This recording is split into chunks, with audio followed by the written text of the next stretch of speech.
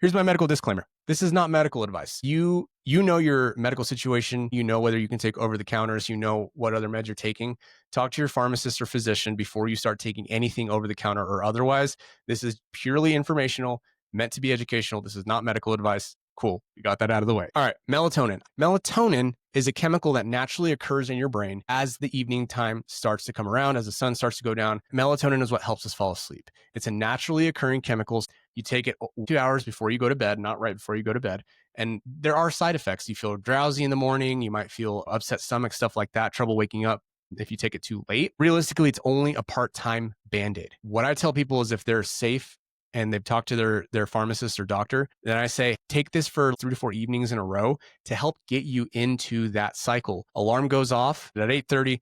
That's your alarm to take your melatonin. Then you start getting ready for bed. Then you can be in bed, read a book. But again, it's only a part-time Band-Aid. You shouldn't feel like you have to take this all the time.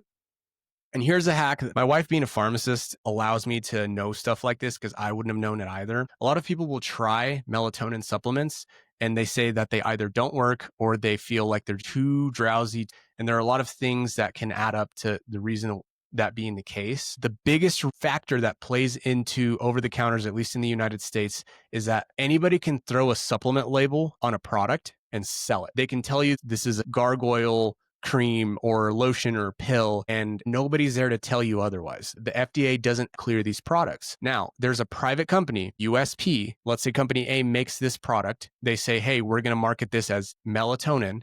USB comes in, they take their product, they batch it out, and they make sure that they're saying this is 2 milligrams of melatonin, and it's only got certain percentage of anything else and fillers and stuff like that.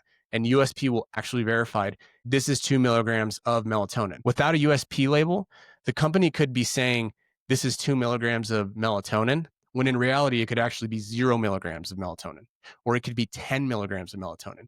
But if it has that USP label on it, you can trust that you are taking what the bottle says you're taking.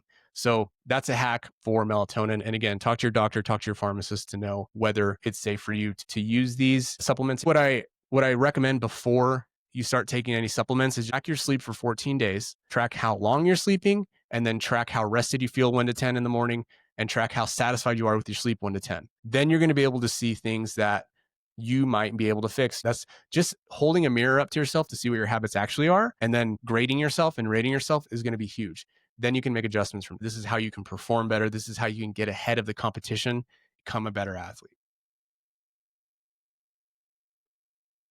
Next, we're going to get into workloads. We're going to talk about what workloads are. We're going to define them, talk big picture, and then there will be a separate how do you track your baseball throws training that I'm going to give you. But first, we're going to talk about working harder and smarter, and that's where we'll hit next.